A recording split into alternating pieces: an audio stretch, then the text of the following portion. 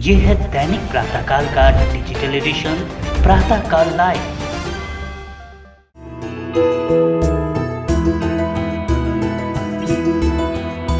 भारत की आध्यात्मिक नगरी काशी के साथ मेवाड़ में विराजित प्रभु श्रीनाथ जी के टेम्पल बोर्ड का एक गहरा संबंध है और ये संबंध जगतपुरी वल्लभाचार्य जी के कारण है। सर्वविदित है कि वल्लभाचार्य जी ने अपने जीवन का महत्वपूर्ण समय काशी में ही बिताया और यही देह त्याग कर हमेशा हमेशा के लिए प्रभु श्रीनाथ जी के श्री चरणों में विलीन हो गए।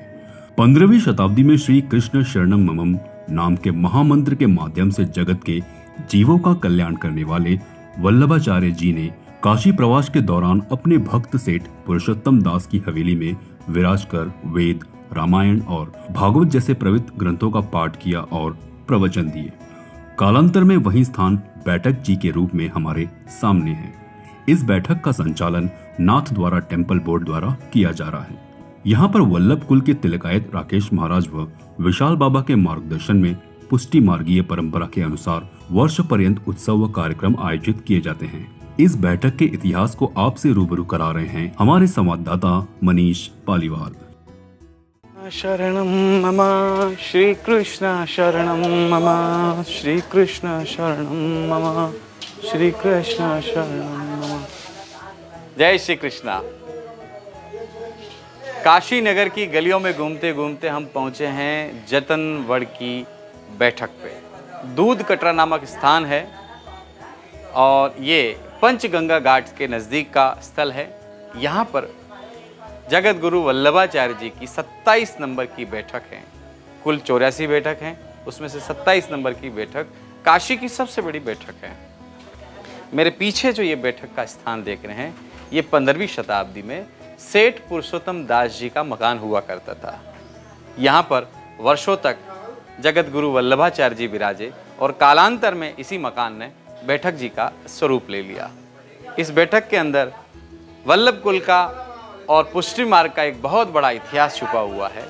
आइए हम उस इतिहास से अवगत कराते हैं और मिलवाते हैं यहाँ के मुखिया जी से। आइए।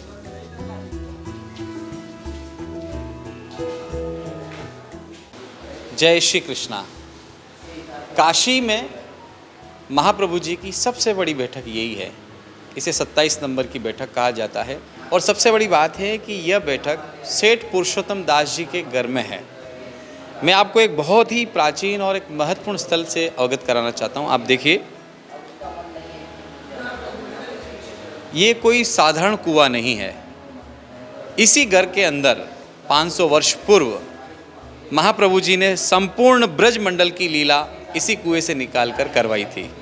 नंद महोत्सव का स्वरूप हमें जो पुष्टि मार्ग में देखने को मिलता है, उसमें सर्वप्रथम नंद महोत्सव का लीला इसी कुएं के माध्यम से महाप्रभु जी ने काशी तीर्थ में दिखलाई थी। ये कुआं समय के साथ बहुत छोटा हो गया है, मगर उस दौरान बहुत बड़ा कुआं था। काशी शहर भी छोटा ही शहर था। एक और महत्वपूर्ण बात है कि इसी कुएं में जब महाप्रभु जी यहाँ विराजमान थे, तब मदन मोहन जी की पवित्र छवि निकली थी, जो सेठ पुरुषोत्तम दास जी के निजी सेवित थे। इनको अभी वर्तमान में इसी कुएं के सामने विराजित करवा रखा है, जो आप देख सकते हैं।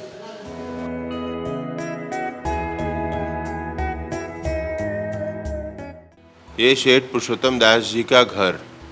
सेठ पुरुषोत्तम दास जी के घर में महाप्रभु जी की बैठक। आपने यहाँ पे 2 महाप्रभु जी के दर्शन किए। अपने 84 बैठक में कहीं भी जुगल स्वरूप में महाप्रभु जी कहीं नहीं विराज रहे हैं, सिर्फ यहाँ पर सेठ पुरुषोत्तम दास जी के घर में विराज रहे हैं।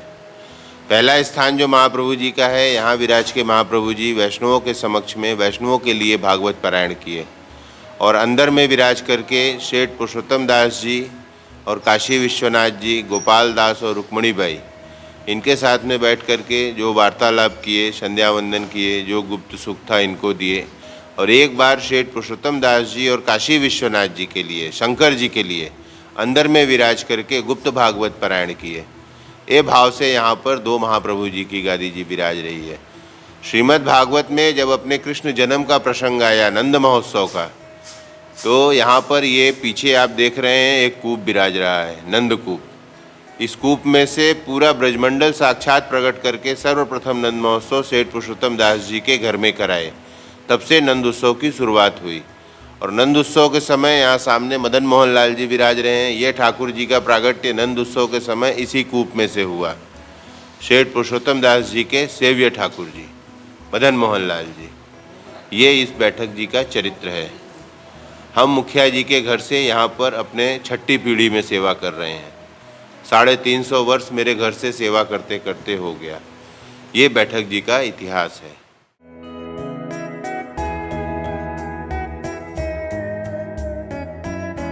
बनारस भंडार की तीनों बैठकें मंदिर मंडल द्वारा संचालित गोस्वामी श्री राकेश जी महाराज की आज्ञा एवं पूज्यपाद श्री विशाल बाबा के आशीर्वाद से 5 साल से संभाल रहा हूँ। यहाँ पर ये तीनों बैठकें हैं। इसमें पंचगंगा घाट की बैठक, ये महाप्रभु जी के लगन की बैठक है।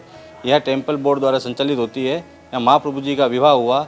इसके बाद जतनगढ़ की बैठक है। सेठ पुरुषोत्तम दास की हवेली की बैठक है। नगर सेठ हुआ करते थे वो बनारस के सेठ पुरुषोत्तम दास, जिन्होंने महाप्रभु जी ने आज्ञा करी वो सेठ पुरुषोत्तम दास के घर में विराजे। और पुरुषोत्तम दास के घर में ठाकुर जी महाप्रभु जी जोड़े से बैठे हुए हैं। पूरी जोड़े की बैठक एक ही है, जहाँ जुगल स्वरूप में महाप्रभु जी बैठे हुए हैं। बाहर महाप्रभु जी हैं और अंदर जुगल स्वरूप में है। तो महाप्रभु जी की वहाँ जारी चरण स्पर्श होते हैं टेम्पल बोर्ड के माध्यम से।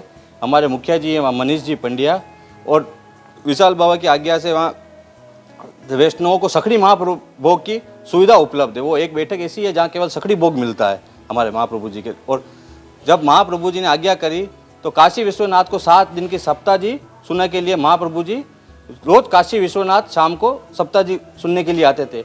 और यहीं से एक कूप है उस जतनगढ़ बैठक में, उस कूप से पूरा ब्रह्मांड प्रकट किया। नंद महोत्सव वहीं हुआ सबसे पहले, और यशोदा मैया दाऊ बाबा सब प्रकट हुए उस कूप से। 7 दिन तक भगत प्रवान किया और ठाकुर जी को खूब लाड़ लड़ाए, और 7वें दिन सारा उसी कूप में समा गए।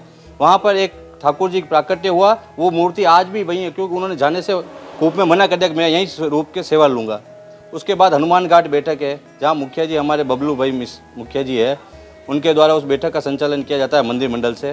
काशी का वल्लभ संप्रदाय से काफ़ी पुराना रिश्ता नाता है, जहाँ महाप्रभु जी का लगन भी यहीं हुआ और महाप्रभु जी ने लीला भी इसी काशी में की।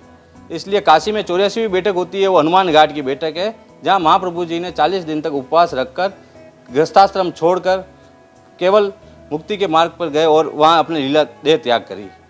और पूरी तीनों बैठकें और टेम्पल बोर्ड की जितनी सारी बैठकें हैं, पूज्यपाद राकेश महाराज और विशाल बाबा की आज्ञा से सब बैठकों का जीर्णोद्धार किया जा रहा है। सारे मुखियाओं को अच्छी सुविधाएं मिल रही है।